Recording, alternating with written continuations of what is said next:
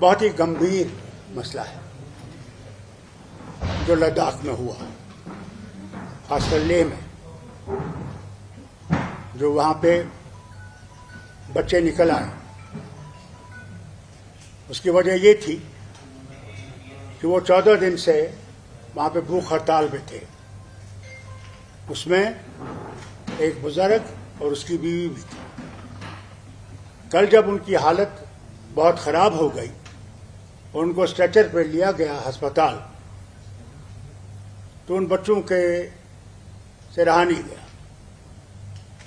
5 साल से वो वहाँ पे खामोशी से एहतजाज कर रहे हैं कि उन्हें 6th शेड्यूल और स्टेटहुड मिलना चाहिए। और उन्होंने, वांगचुक उनके लीडर थे, ले से वो पैदल चले दिल्ली तक कि उनसे कहें इस चीज़ को देखें।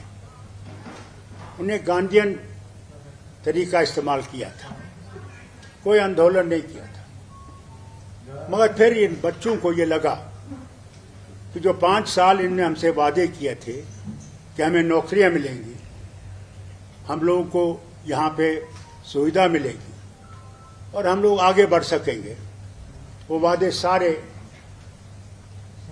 खोखले निकले। और उसका नतीजा ये हुआ कि आज उनसे रहा नहीं गया और वो बाहर निकल आए। और माफी चाहता हूं ये कहने को, उन्हें गांधी का रास्ता छोड़ के आंदोलन का रास्ता लिया, जिसमें कि उन्होंने बहुत सख्त कदम उठाए, जिसमें उन्हें बीजेपी का दफ्तर जला दिया, कई पुलिस की गाड़ियां जला दी, कई और दफ्तरों को उन्हें आग लगाने की कोशिश की और उसमें पुलिस को वहां से गोली चलानी पड़ी।